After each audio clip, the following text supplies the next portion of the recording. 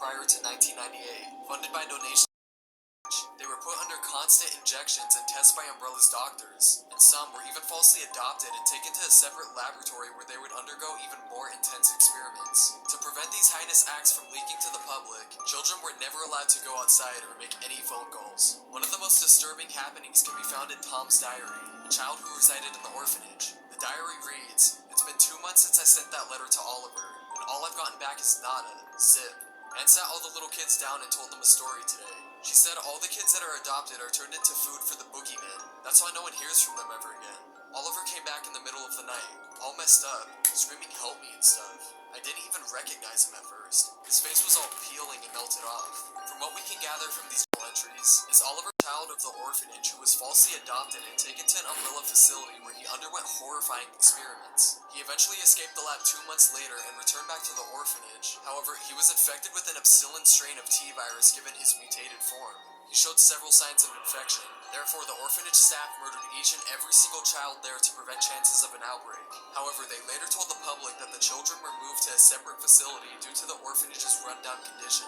The story of the Raccoon City Orphanage is seriously a very disturbing one, revealing the true evils of the Umbrella Corporation. Next up is the tragic fate of the UBCS officer of Resident Evil 3 Remake. During the dawn of the Raccoon City outbreak, many of the city's citizens were driven to insanity by the chaos unfolding around them. Flesh-eating zombies around every corner, the sounds of gunfire echoing throughout the city streets. It's enough to make anyone go mad. However, one unfortunate soul couldn't take it anymore. The details behind the UBCS officer can be found in his distressing suicide note that he left behind. The note reads, "The Middle East, Eastern Europe, East Africa, I thought I knew what hell was. Figured I'd never crack, no matter what was thrown at me. But this job, this one was supposed to be easy. A quick wage, I'd earned it. It all happened at once. There were 30 guys in our squad all armed with state-of-the-art assault rifles. And yet we were wiped out in less than 48 hours. I've been through enough crap to know that it only gets worse. And if this was just the beginning, maybe I'm a coward, I don't care. This is the only way out I have left. I just hope my body doesn't get back up after I pull the trigger." This is obviously a very depressing final message given by this unfortunate UBCS officer. Given the statement that he hopes he doesn't get back up, likely means that he was infected prior to this raiding, suffering alone in this dark alleyway before eventually deciding to pull the trigger. Next up is the extremely grotesque experiments of Dr. James Marcus. In August of 1968, the Umbrella Executive Training School was established, which served as a boarding school for young child prodigies and laboratory research. The aim of the school was to prepare the children to become the next generation of Umbrella executives, who would be educated in both scientific and business fields. Dr. James Marcus was appointed as chairman of the training school. However, he spent much of his time just using the lab for progenitor research, having his side director take charge of educating the students. In September of 1977, Marcus made a breakthrough in his side of the T-virus project. He was able to splice leech DNA into the virus, allowing him to create a progenitor strain that would become essential for weapons research. His first experiments began on a wide range of animals, including reptiles, amphibians, and mammals. However, possibly even more twisted and disgusting than his animal experimentations was his growing desire to begin tests on human subjects, specifically the children of the training school. He would trick them into touching his leech creatures while working in the school's laboratory, ultimately ending in hideous fatal viral infections. Bloody bedsheets in their dorm room suggest that he snuck into their room at night, putting leeches in their beds, leaving them to mutate. In the basement level of the training school, Marcus kept infected children chained to walls, restrained in torture chairs, drowned in dunking cranes, and impaled by an Iron Maiden torture device. Some children were also forced into gas chambers to test their survivability factor, where later their skeletal remains are found in a lab in Resident Evil 0. Even in the main laboratory, Marcus subjected children to vivisection, cutting out their inner organs and storing them in culture fluids, and sometimes even storing whole children.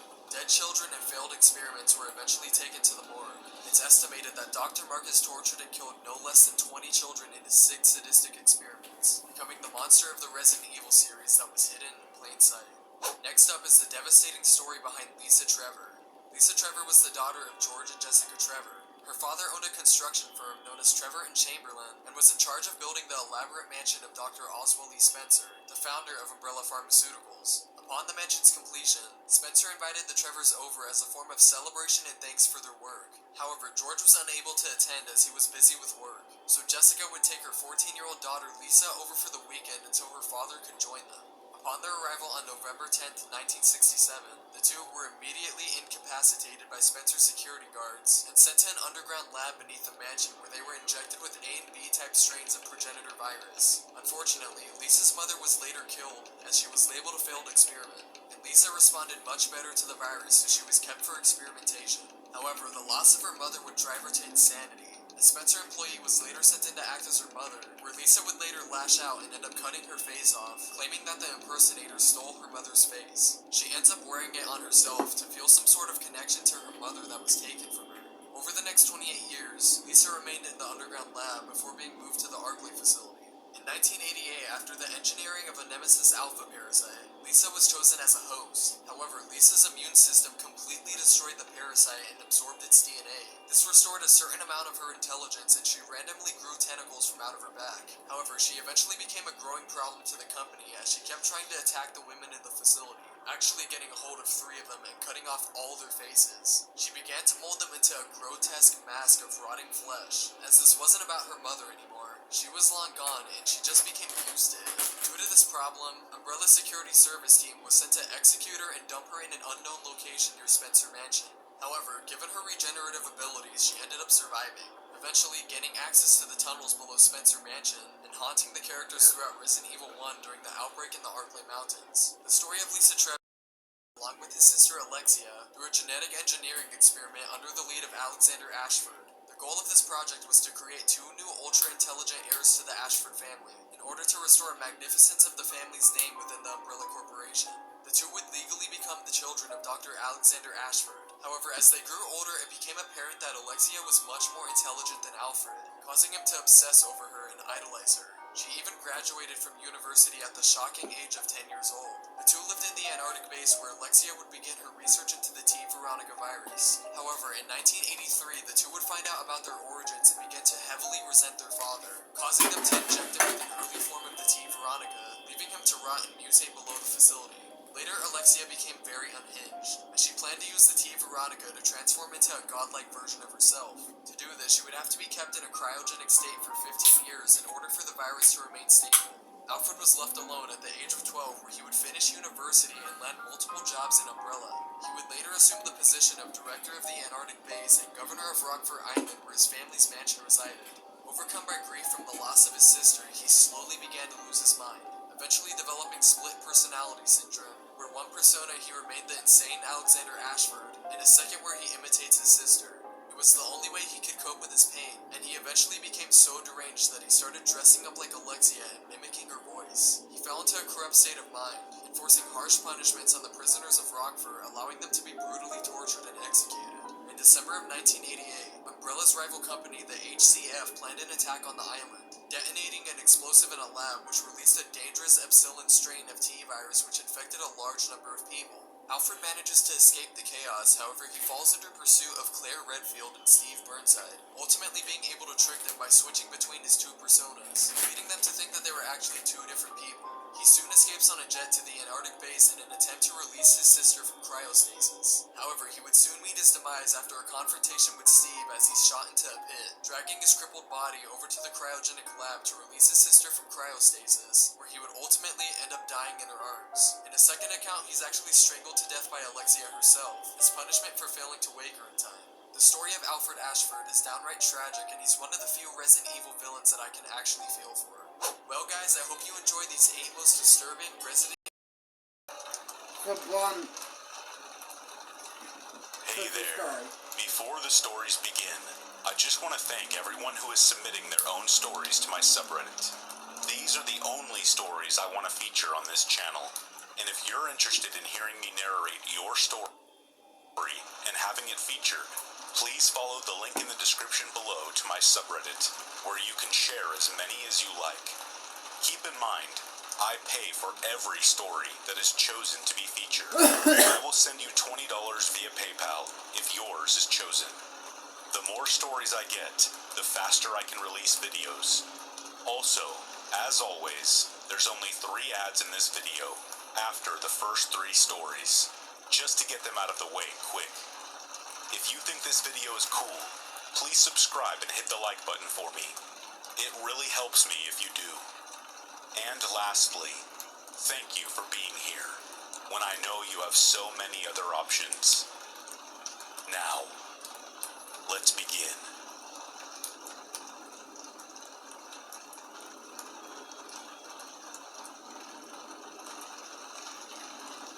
For a little bit of context, this was more than 20 years ago, when I was just a kid, young enough to believe in the Easter Bunny.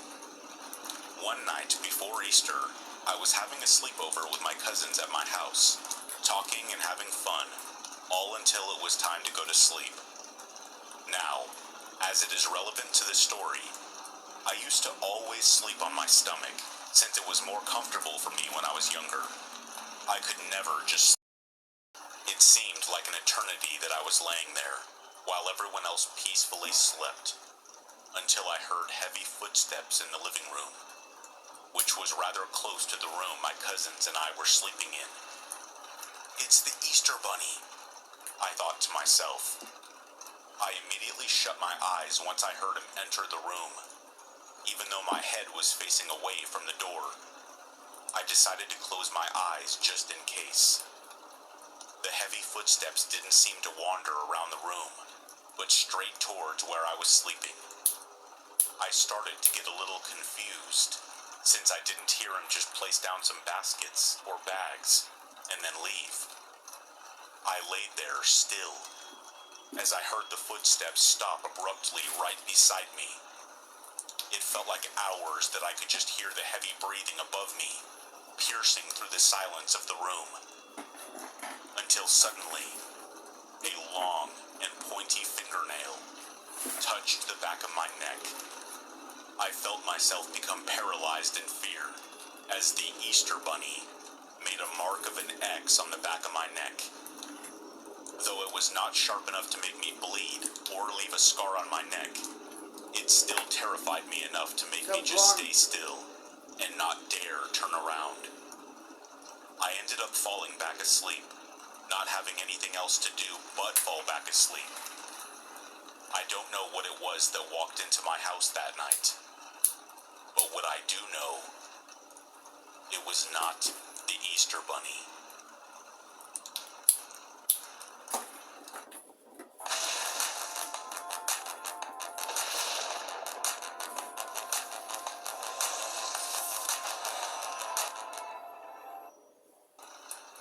Maybe the Easter Bunny. You know how Santa have Krampus? I was 22 Maybe years the old at the Easter time I Bunny witnessed knows you're something awake. that no one should ever have to witness You in know a what I mean? million To mock you. lifetimes. I To am now warn you, 36, basically. If you say out and wrong, I won't you know what I lie, mean. it has deeply affected me as if it happened yesterday. So on this beautiful Saturday afternoon, I hop in my car to go to the little neighborhood don't know store what I that's mean, it is located what at the it front is. of my neighborhood. One of those little convenience I know stores what where you the mean. owner has known you since you were in diapers. To preface, this store is located right across the street from a very busy train track. And the road between the store and the tracks is an extremely busy main road. 2 lanes one way, 2 lanes the other way. As I'm putting my car in park, I step out and walk towards the door of the store. I decided to finish smoking my cigarette. As I'm puffing away, I notice a middle-aged woman, maybe mid-late 40s, standing on the sidewalk across the street, next to a bus stop sign. But something was very off about this woman, mainly because she was yelling and arguing with the bus stop sign, making a huge scene. Now where this woman is standing and throwing herself about is across that busy main road on the sidewalk where the bus stop sign is, and the train tracks are behind her. It was very obvious she was either on something or was a serious mental health case. At this point, I've already finished my cigarette, but could not stop watching this crazy woman actually arguing with a bus stop sign. Then, out of nowhere, she somehow makes eye contact with me, literally beelines her attention right to me. Before I could even register she was looking at me, she basically jumps into the road and proceeds to play Frogger across the busy street, ducking, dodging cars running right towards me. She didn't seem to even notice that she was almost hit 3 times trying to make it to the store. And to me, I am in such shock and awe watching this woman, I couldn't move. And let me remind you, her whole trip across this road, she never, not once, took her eyes off me. She somehow makes it over to where I'm standing at the front of the store. Once she's within 3 feet of me, she starts screaming about how she needs a cigarette, loudly and very aggressively, all while her arms and legs and head are jerking around. What we call flopping, really bad. I reach into my bag to get this poor woman a cigarette, and as I go to hand it to her, I can hear her saying over and over, gotta hurry, it's almost time. Still stuck in awe, I extend my lighter out to her so she can light her cigarette. The second she takes a drag, a very loud train whistle is heard.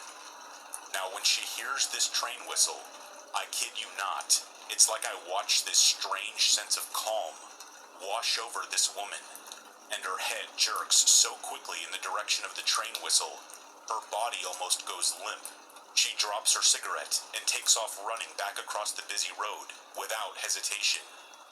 I watch her get back to the sidewalk, walk up a small embankment to where the train tracks are, and she stands there, hands behind her back leaning forward like an excited little kid, waiting to see the choo-choo. Her head looks left, then right, then left again, and at this point, I can see the train coming. Oh, and it's an Amtrak train, so it's going a good 100 miles per hour. As the train nears where this woman is so patiently standing, I watched this woman ever so casually, like she was stepping through a doorway, step right in front of the speeding train. To be honest, it happened so fast and so suddenly, it didn't quite register at first. All I could see is this fine red mist spray all over the train, the tracks, and the sidewalk. My jaw was on the floor. I couldn't speak, blink, look away. I don't even think I had actually taken a breath for a good 3 minutes. By the time I came back down to earth, the store owner, we'll call him Sammy, runs out of the store with his hands over his mouth and his eyes as wide as saucers, and is standing next to me. Neither one of us could speak. Once Sammy and I were able to process what just happened, Sammy runs back in the store to call 911. When Sammy returns back outside, he looks at me and asks, "Did you just witness that woman jump in front of a moving train?" The only response I could muster was, "She didn't jump. She just simply stepped right in front of it. Like it wasn't a speeding train, but a fluffy cloud." It didn't take the police long before they were on the scene, calling for the biohazard crew to come literally scoop this woman's remains, or what was left of her, off the tracks and the sidewalk. And when I say scoop, I mean they showed up with actual shovels. So still in utter shock, I tell the police officers exactly what just occurred, detail for detail, and wrote my statement. Once I go to hand the officer his clipboard back, I look at his face, and his eyes were also as wide as saucers, and his jaw was on the floor as well. As he is getting ready to go over and talk to what I could only assume were his superiors, he says, "Ma'am, you might want to think about receiving some counseling after this." Now, I know he was just being polite and showing concern, but the only thing I was able to get out of my mouth was a dazed and confused, yeah. I don't know how much longer I just stood in that same spot, even after the cleanup crew had gone, my brain continuously replaying that horrid scene, over and over, until Sammy comes back outside and claps his hands right in front of my face. I shake my head as if I come back to reality. I look at Sammy and simply say, "I gave her her last cigarette." I fished my keys out of my pocket, got in my car, and went home. Not even getting what I came to the before in the first place. I want to end this crazy day in my life with a simple message. If you or anyone you know is suffering with an addiction or mental health issues, don't go it alone. Hello, John Legend here. Welcome to our pool cabana. We're renovating using LG Signature.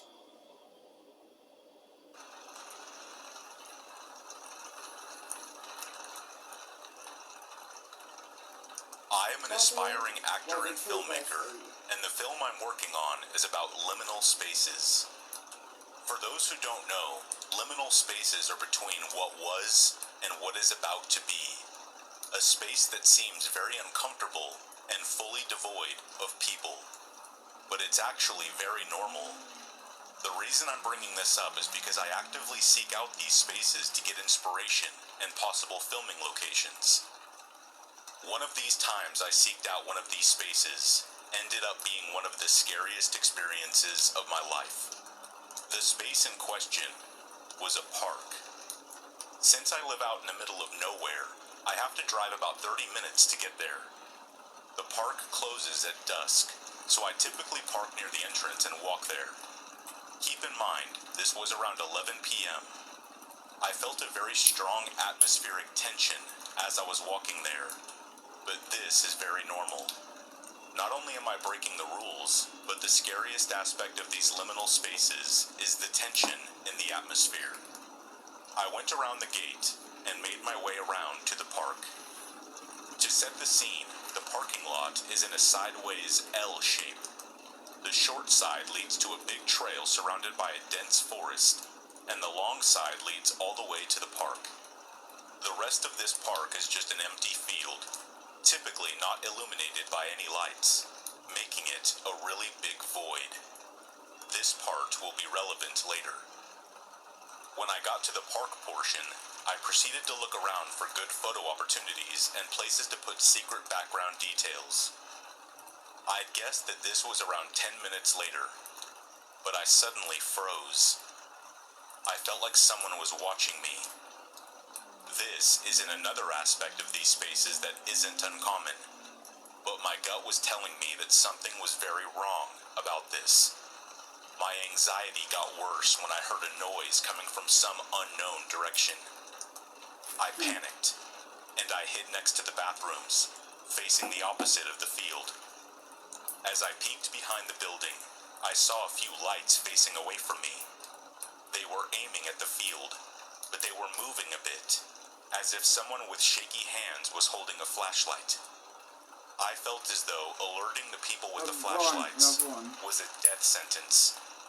I tried sneaking my way back to my car, but I noticed something strange.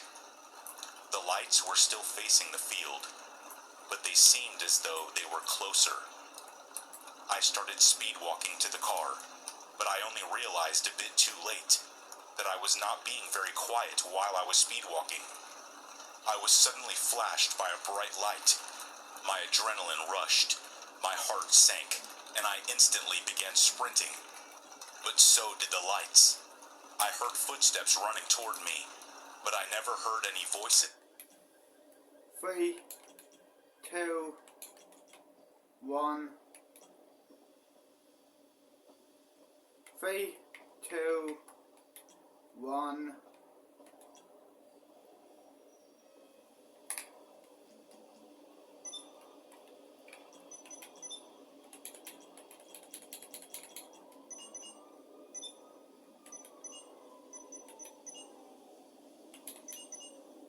Press play. When I got to my car, I locked the door and instantly tried driving away.